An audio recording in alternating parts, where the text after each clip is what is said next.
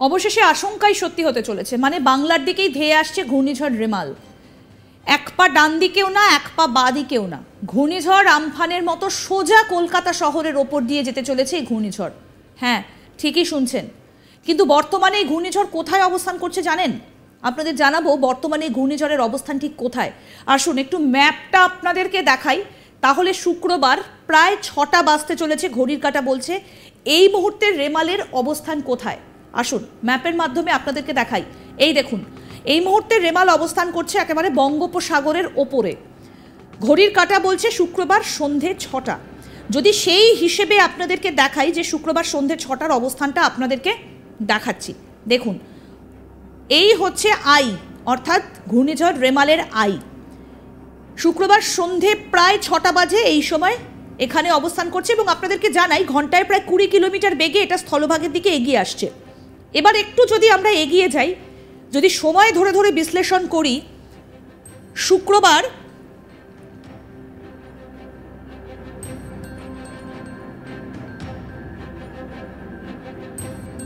এবার আমরা শুক্রবার ক্রস করে এগিয়ে চলেছি রাত 10টা, অর্থাৎ শুক্রবার রাত 10টা। দেখুন আরেকটা এগিয়েছে এবং এটা যত স্থলভাগের দিকে এগোচ্ছে তত আরও বেশি করে শক্তি সঞ্চয় করছে। এমনটা কিন্তু আবহবিদরা আগেই জানিয়েছিলেন যে শক্তি সঞ্চয় করবে যত স্থলভাগের দিকে এগোবে। এবার যদি আমরা শনিবারে আসি, দেখুন খুব যে অবস্থানের পরিবর্তন হয়েছে তেমনটা নয়, কিন্তু শক্তি কিন্তু আরও বাড়াচ্ছে। এই হচ্ছে ভোর 4টে, শনিবার ভোর 4টে এর অবস্থান। আমরা যদি সময় ধরে আরেকটু এগিয়ে যাই,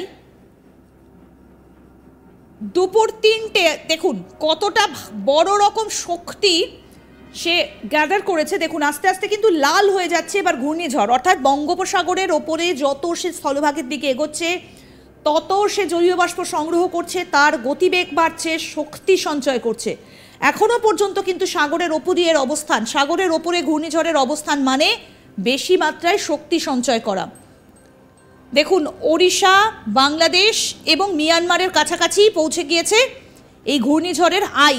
দেখুন আস্তে আস্তে কিন্তু এগিয়ে আসছে এবং অভিমুখ কিন্তু বাংলাদেশ এবং পশ্চিমবঙ্গের মাঝামাঝি কোনো একটা জায়গায়। আপনারা যদি অবস্থানটা খুব কাছ থেকে দেখেন তাহলে বুঝতে পারবেন। মোটামুটি ভুবনেশ্বর উপকূল, তার সঙ্গে রয়েছে পশ্চিমবঙ্গ অর্থাৎ পারাদ্বীপ, দক্ষিণ 24 পরগনা, ওড়িশার পারাদ্বীপ, দক্ষিণ 24 পরগনা এবং বাংলাদেশের উপকূল হয়ে মিয়ানমার পর্যন্ত, সিটওয়ে পর্যন্ত এর বিস্তার। অর্থাৎ একদিকে ওড়িশার পারাদ্বীপ রয়েছে, অন্যদিকে মিয়ানমারের সিটওয়ে, কতটা জুড়ে এর অবস্থান। মাঝখানে কিন্তু কলকাতা রয়েছে, দক্ষিণ 24 পরগনা রয়েছে, বাংলাদেশ রয়েছে এবং আস্তে আস্তে আরও শক্তি সঞ্চয় করছে, লাল হয়ে গিয়েছে পুরো, মানে রেড অ্যালার্ট কিন্তু জারি করা হচ্ছে, যেটা প্রশাসনের তরফ থেকে বলা হচ্ছে। দেখুন আরও এগিয়ে চলেছে। এবার আমরা ল্যান্ডফলের দিকে যদি দেখি তাহলে দেখব যে ওড়িশা উপকূল নয়, এটা কিন্তু এগিয়ে চলেছে পশ্চিমবঙ্গ এবং বাংলাদেশ উপকূলে। দেখুন সকাল 11টা এগিয়ে চলেছে দক্ষিণ 24 পরগনার ধার ঘেঁষে, এটা কিন্তু এগিয়ে চলেছে এবং কিছুটা বাংলাদেশের দিকেও এর অভিমুখ রয়েছে। গঙ্গাসাগর, হলদিবাড়ি, কালপাড়া, বাংলাদেশের কালপাড়া দিকে আস্তে আস্তে কিন্তু এগিয়ে চলেছে। এবার আরও এগোচ্ছে।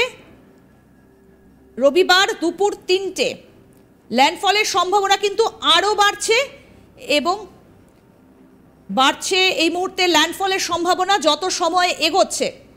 এবার আমরা রবিবার ঘড়ির কাঁটা যদি আরেকটু বেশি ধরি, রাত 9টা, দেখুন ল্যান্ডফল কিন্তু হয়ে গিয়েছে, একেবারে স্থলভাগে ঢুকে গিয়েছে এবং তার শক্তি কিন্তু পুরোটাই সে দেখিয়ে ফেলেছে, তার প্রভাব দেখুন।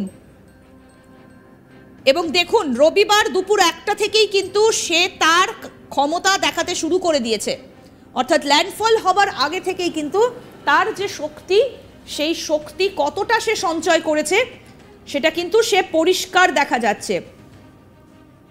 পাথরঘাটা, হলদিবাড়ি এই জায়গাগুলোতে কিন্তু নামখানা অর্থাৎ দক্ষিণ 24 পরগনার যে উপকূলবর্তী এলাকাগুলো রয়েছে, গোসাবা, সব থেকে বেশি প্রভাব পড়ে যে সমস্ত জায়গাগুলো, সেই জায়গাগুলোতে কিন্তু তার প্রভাব যে একটা পড়তে চলেছে এটা আর বলার অপেক্ষা রাখে না এবং তারপর চলে যাচ্ছে বাংলাদেশ অভিমুখে।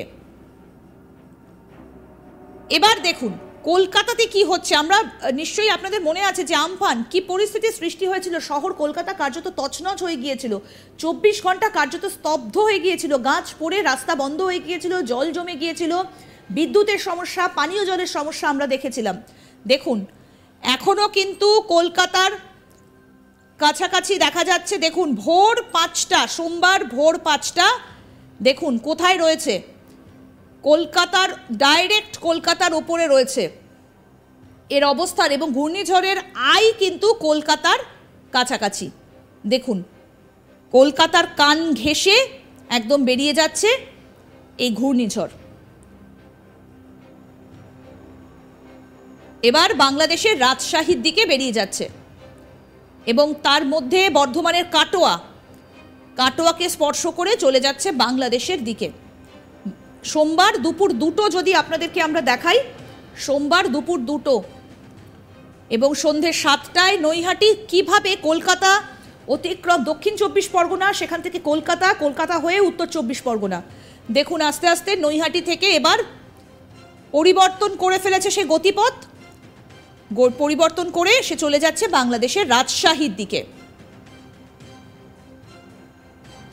28 তারিখ 12টার সময়, 28 তারিখ রাত্রি 12টার সময় রাজশাহী দিয়ে বাংলাদেশে ঢুকছে। তবে এক্ষেত্রে বলে রাখি, যেহেতু ল্যান্ডফলটা রবিবার মাঝরাতের দিকে হচ্ছে এবং সেটা যেহেতু দক্ষিণ 24 পরগনাতেই হচ্ছে, তারপরে অর্থাৎ স্থলভাগে একবার ঢুকে পড়লে কিন্তু আর নতুন করে জলীয় বাষ্প সংগ্রহ করার ক্ষমতা থাকে না ঘূর্ণিঝড়ের, এবং তারপর আস্তে আস্তে ঝড় বৃষ্টির প্রকোপ যদি বেড়ে যায় তাহলে যতক্ষণে সে বাংলাদেশে গিয়ে পৌঁছবে ততক্ষণে কিন্তু সে অনেকটাই শক্তি হারিয়ে ফেলবে। তবে ইতিমধ্যেই যেটা দেখা যাচ্ছে যে শনিবার সন্ধ্যের পর থেকেই কিন্তু তার প্রভাব বুঝতে শুরু করবে রাজ্যবাসী। তবে আমফানের সঙ্গে যদি আমরা তুলনা করি, আমফানের গতিবেগ কিন্তু ছিল যা তার থেকেও বেশি, এবং আপনাদের নিশ্চয়ই মনে থাকবে আমফানের গতিবেগের থেকেও বেশি ছিল আয়লা, যে আয়লায় দক্ষিণ 24 পরগনার সুন্দরবনের কোস্টাল এলাকা একেবারে তছনছ হয়ে গিয়েছিল। সেই আয়লার থেকেও বেশি শক্তিশালী কিন্তু এই ঘূর্ণিঝড়, এবং এখনো পর্যন্ত সেটাই অনুমান করা হচ্ছে। আয়লা যখন কলকাতা থেকে সুন্দরবনে ছিল তখন কিন্তু 110 কিলোমিটার বেগে আছড়ে পড়েছিল এবং সম্পূর্ণ তছনছ করে দিয়েছিল। আর কলকাতাতেও কিন্তু এর প্রভাব যথেষ্ট পরিমাণে পড়েছিল, আর এর প্রভাব কতটা পড়বে সেটা নিয়ে কিন্তু যথেষ্ট আশঙ্কা করা হচ্ছে, কারণ এর যে গতিবেগ সেটা 110 কিলোমিটার গতিবেগে শহর কলকাতার ওপর দিয়ে বয়ে যেতে পারে, এমন একটা আশঙ্কা কিন্তু করা হচ্ছে। মানে কার্যত তছনছ হয়ে যেতে পারে শহর কলকাতা। আমরা দেখেছিলাম আমফান কিভাবে আছড়ে পড়েছিল, তার থেকেও এর গতিবেগ বেশি হবার আশঙ্কা রয়েছে। পূর্বাভাস কিন্তু সেই রকমই। নজর থাকবে আপডেটের দিকে, দেখতে থাকুন আজ তাক বাংলার ইউটিউব চ্যানেল, সাবস্ক্রাইব করুন।